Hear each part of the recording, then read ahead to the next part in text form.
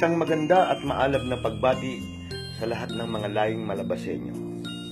Binalangkas ang Patimpalak o programang Mutya at Ginoo ng Malabañas upang bigyan diin ang pangunahing polisiya ng lokal na gobyerno ng pambarangay at lalo na ang pambansang polisiya hinggil sa kabataan.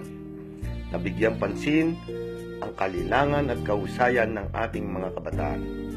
Bilang sila ang susunod sa ating mga yapak at magtutuloy sa pananatili ng kapayapaan, kalinisan at kaunlaran ng ating pamayanan.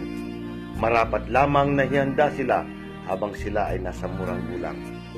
Ang Mutya at Ginoo ng Malabañas ay makatutulong sa pagkakaroon ng mataas na moral, tiwala sa sarili at upang kanilang ipagmalaki na sila ang makabagong kabataan ng Malabañas. Sa mga kalahok, binabati ko kayong lahat. Hindi mahalaga kung ikaw ay manalo o matalo. Ang lalo't higit na mahalaga ay kung papaano ka lumaban o lumahok.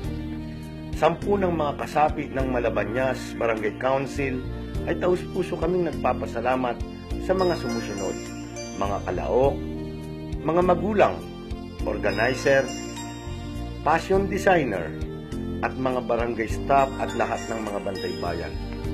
Pagkaroon po tayo ng isang isip at diwa na isulong ang kabataang Malabaseño at sulong Malabañas.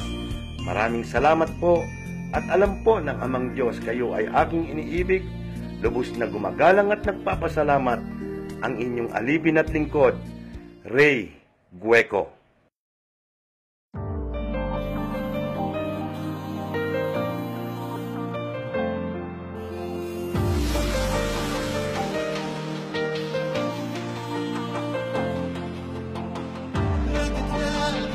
Good evening, I am Charmy Lumapa, your Mutyaning Angeles 2015 first runner-up and your reigning Miss Malabañas 2014.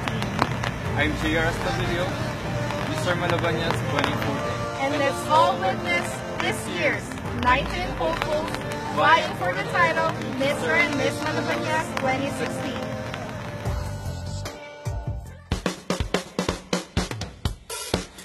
We gon' do this.